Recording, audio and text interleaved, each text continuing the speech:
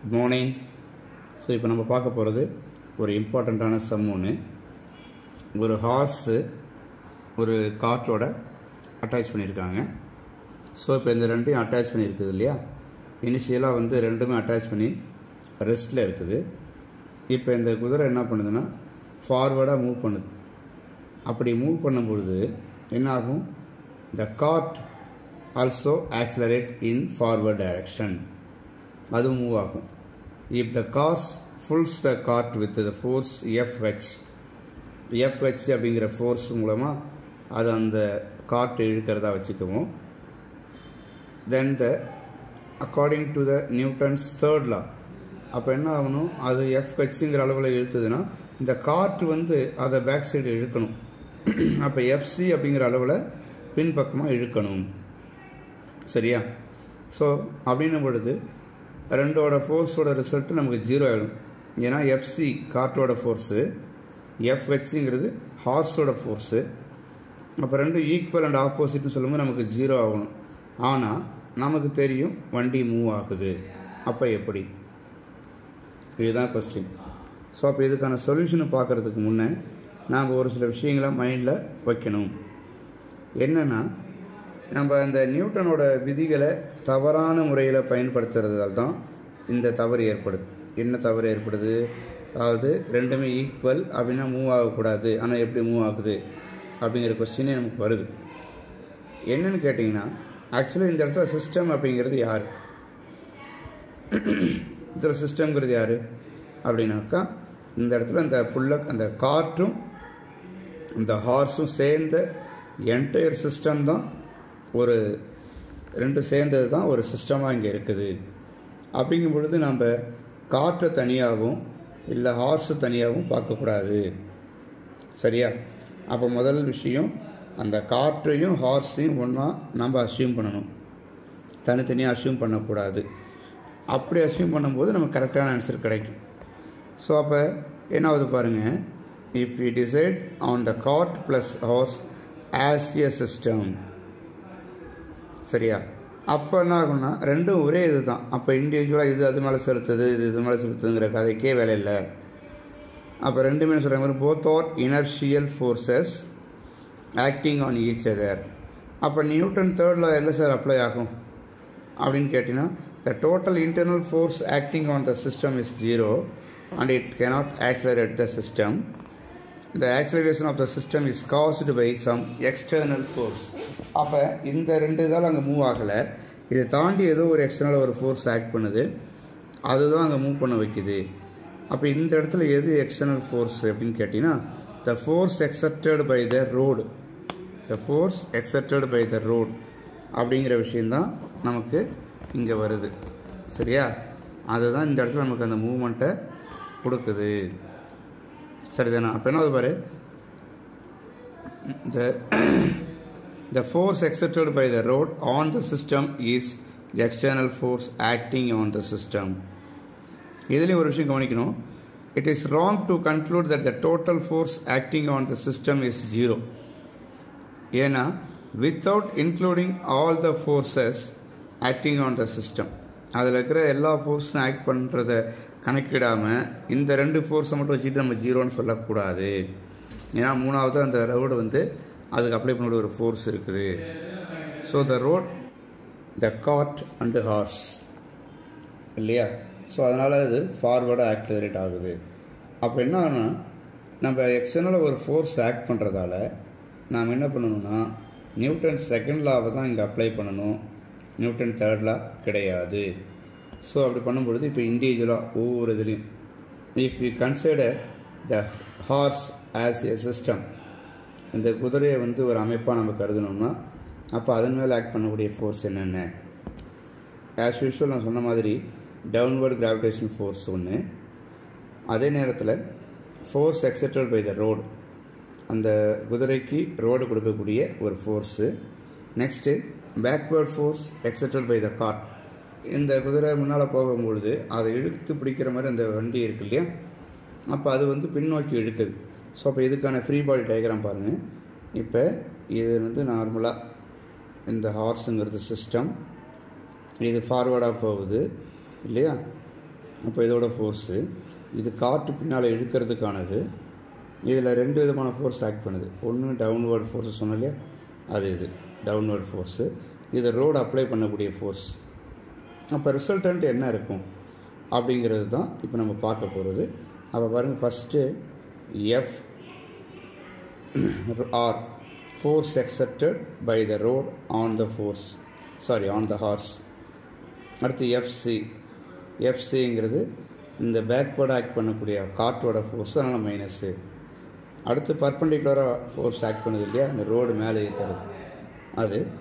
அதுக்கப்புறம் வந்து பாருங்கள், ரிசல்டன்ட்டில் parallel component of FR which is reason for the forward movement. இது ஃபார்வர்டாக போகிறதுக்கான இதுதான் ரிசல்டன்ட். இப்படி இருக்குது. ஆக்சுவலி என்னென்னா, இந்த ஃபோர்ஸ் வந்து இது கீழே இருக்குது, இது மேல் நோக்கி அப்ளை பண்ணுது, இது ஃபார்வர்ட் பண்ணுது, இது பேக்வேர்டு இருக்குது. அப்போ இந்த ஃபார்வேர்டும் இந்த பேக்வேர்டு இது ரெண்டுக்கான ரிசல்டன்ட்டு தான் இது. சரியா? If the force exerted by the road can be resolved into parallel and perpendicular components. ரெண்டு விதமாக இதை பண்ணுறேன். The perpendicular component balances the downward gravitational force. இந்த டவுன்வர்ட் கிராவிடேஷன் ஃபோர்ஸை பர்பண்டிகுலர் ஃபோர்ஸ் வந்து பேலன்ஸ் பண்ணிடுது. Okay, so there is parallel component along the forward direction. It is greater than the backward. இந்த ஃபார்வர்டாக இருக்கிறது பேக்வேர்ட் ஃபோர்ஸை விட அதிகமாக இருக்குது. அதனால் அந்த ஹார்ஸ் என்ன பண்ணுதுனாக்கா, முன்னோக்கி போகும்போது அந்த வண்டியும் சேர்ந்து முன்னால் போகுது. சரியா? இப்போ நம்ம காற்று அப்படிங்கிறது ஒரு சிஸ்டம் எடுத்துட்டோம்னா அதில் என்னென்ன ஃபோர்ஸ் ஆக்ட் பண்ணுது?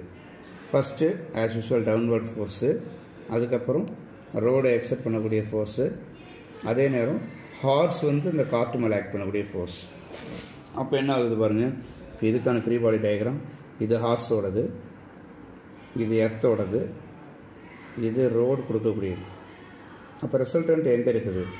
த force exerted by the road can be resolved into parallel and perpendicular components. 2 components சொல்லியிருக்கோம். The perpendicular components cancel the downward gravity. Perpendicular ஆகிறது downward gravity cancel பண்ணிடுது. Parallel component acts backward. முதல் forward act பண்ணிச்சு இல்லையா, இதில் இங்கே ஃபார்வர்டாக போனது, இப்போ இதில் பேக்வேர்டாக போகுது. ஸோ அப்போ என்ன ஆகுது பாருங்கள், this force, the force exerted by the horse acts forward force that is greater than the parallel component acting in the opposite direction. இது வந்து பேக்வேர்ட் ஆக்ட் பண்ணுது இந்த பேரலல் காம்பனண்ட்டு. இதை விட அந்த ஹார்ஸ் அப்ளை பண்ணக்கூடிய ஃபார்வர்ட் ஃபோர்ஸ் அதிகமாக இருக்குது. So there is an overall unbalanced force. ஓவராலாக நமக்கு என்ன ஆகுதுன்னா, இந்த ஹார்ஸ் அப்ளை பண்ணக்கூடியது அதிகமாக இருக்குது, இது கம்மியாக இருக்குது. அப்போ என்ன ஆகுது, it is moving in the forward direction. சரியா? அதனால் வந்து காற்று வந்து ஃபார்வர்டாக ஆக்சிலரேட் ஆகுது. இப்போ லாஸ்ட் கண்டிஷனுக்கு வரும். we are consider cart and the horse as a system. இப்போ இதில் என்னென்ன ஃபோர்ஸ் இருக்கும்? டவுன்வர்ட் கிராவிடேஷன் ஃபோர்ஸ் இந்த காற்று மேலேயும் இருக்கும், ஹார்ஸ் மேலேயும் இருக்குது. அப்போ 2 ஆப்ஜெக்ட் எடுத்துக்கிறேன், MH MC. Next force exerted by the road to the system. அந்த சிஸ்டம் மேலே அந்த ரோடை எக்ஸெப்ட் பண்ணக்கூடியது. அப்போ 2 ஃபோர்ஸு. அப்போ இதுக்கான டயக்ராம், ஃப்ரீ பாடி டயக்ராம் பாருங்கள். இது காற்று ப்ளஸ் ஹார்ஸ் இப்படி ஃபார்வேர்டு, இது கிராவிடேஷன் ஃபோர்ஸு, இங்கே ஆக்ட் பண்ணக்கூடிய ரோடு அக்செப்ட் பண்ணக்கூடிய ரோடு அப்ளை பண்ணக்கூடிய நார்மல் ஃபோர்ஸ். அப்போ இங்கே என்ன ஆகுது பாருங்கள், in this case force exerted by the road on the system is resolved into parallel and perpendicular component. The perpendicular component is normal force which cancel the downward gravitational force. Okay. அப்போ என்ன ஆகுது பாருங்கள், the parallel component of the force is not balanced. Hence the system accelerates and moves forward. Okay, so அதனால தான் அது வந்து ஃபார்வேர்டில் move ஆகுது. இப்போ next particle moving in a inclined plane. Inclined பிளேன்லாம் ஒன்று தெரியும், சாய்தளம், ஒரு சரிவான பகுதி. அப்போ இந்த இடத்துல போகும்பொழுது என்ன பாருங்கள், when an object of mass m slide on a frictionless surface inclined at an angle theta அப்படின்னு வச்சுக்கிறேன். அப்போ என்ன ஆகுது பாருங்கள், இதில் the forces acts on it. எது டிசைட் பண்ணுதுன்னா, acceleration of the object, speed of the object when it reaches the bottom. So the forces acts on it decide the acceleration and speed. Next, the force acting on the object is downward gravitational force. இதில் என்னென்ன force act பண்ணுதுன்னா downward force, normal force perpendicular to the inclined surface. டயக்ராம்ல பாருங்க, இப்போ இந்த inclined surface கீழே வருது இல்லையா, அது கீழே வர்றதுக்கு காரணம் என்னது? Gravitation force. அப்படி கீழே வரும்போது அது வராமல் தடுக்கக்கூடிய ஒரு நார்மல் ஃபோர்ஸ் ஆக்ட் பண்ணும். அதுதான் அந்த இடத்துல நான் சொல்லக்கூடிய normal force perpendicular to the inclined plane. இப்போ இந்த ஃப்ரீ பாடி டயக்ராம் வரையும் பொழுது என்ன பண்ணுங்க, the block is assume to be a point mass. Since the motion on the inclined surface, நம்ம என்ன பண்ணணும்னா நம்ம வந்து ஒரு கோஆர்டினேட் சிஸ்டத்தை கன்சிடர் பண்ணணும். அது எப்படி இருக்கும் பாருங்க, that parallel to the inclined surface as shown in the diagram. எங்க இருக்கு? இங்க இருக்கு பாருங்க, இந்த ரெண்டாவது டயக்ராம். இப்போ என்ன பாருங்க, the gravitational force mg is resolved into two components. ஒன்று parallel, இன்னொன்று perpendicular. parallel வந்து mg sin theta, இந்த லைனுக்கு parallel வருது. perpendicular வந்து parallel mg sin theta, perpendicular mg cos theta. சரியா? இப்போ என்ன சொல்றாங்க பாருங்க, the angle made by the gravitational force, இந்த mg அப்படிங்கிற ஃபோர்ஸ் இங்க இருக்கு இல்லையா, இது மேட் பண்ணக்கூடிய ஆங்கிளும் எதோட with the perpendicular to the surface, அந்த சர்ஃபேஸுக்கு பர்பெண்டிகுலராக இது மேட் பண்ணக்கூடிய ஆங்கிள் அது எப்படி இருக்குன்னா it is equal to angle of inclination. அந்த சாய்வான பகுதியில் வந்து வருது இல்லையா, அந்த சாய்வு கோணம் அந்த சாய்வு கோணத்துக்கு சமமாக இருக்கும், டீட்டாவுக்கு சமமாக இருக்குது. இந்த சாய்வு கோணமும் இந்த கோணமும் சமம். ஓகே, இதுதான் அதுக்கான ஃப்ரீ பாடி டயக்ராம். இன்க்ளைன்டு பிளேனில் இப்படி நார்மல் ஃபோர்ஸ் இப்படி ஆக்ட் பண்ணும், டவுன்வர்ட் ஃபோர்ஸ் இது ஆக்ட் பண்ணுது. இப்போ என்ன சொல்கிறாங்க பாருங்க, there is no motion along the y axis.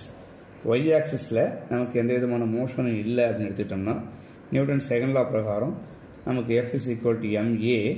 இது டோட்டல் எஃப்ஓட வேல்யூ. எம் இந்த வேல்யூ இருக்கும், ஏ ஜீரோங்கிறதால டோட்டலாக மல்டிபிகேஷனில் ஜீரோ ஆயிடுச்சு.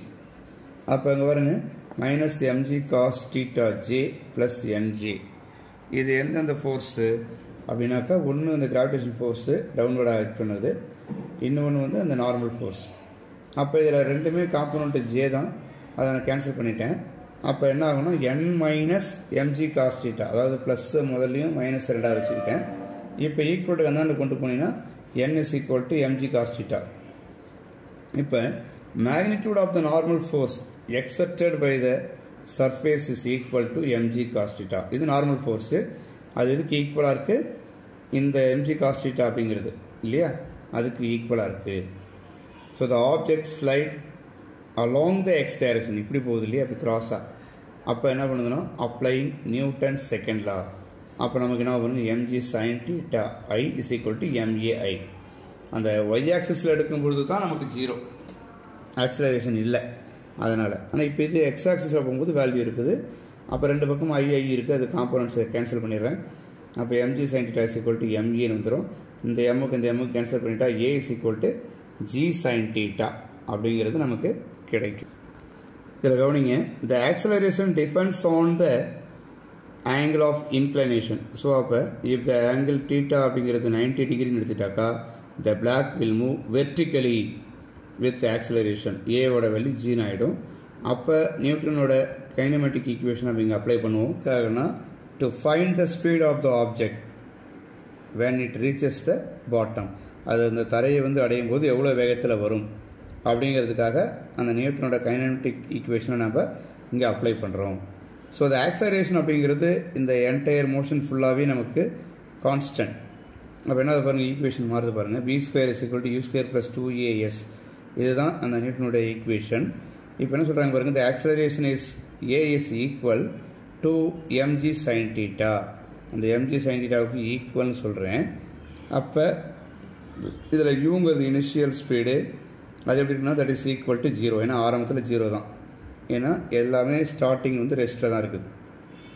அண்டு இதில் எஸ்ங்கிறது வந்து அந்த இன்க்ளைன் சர்ஃபேஸோட லென்த்து, விங்கிறது speed when it reaches the bottom. அப்போ v square is equal to u square plus 2as in x direction.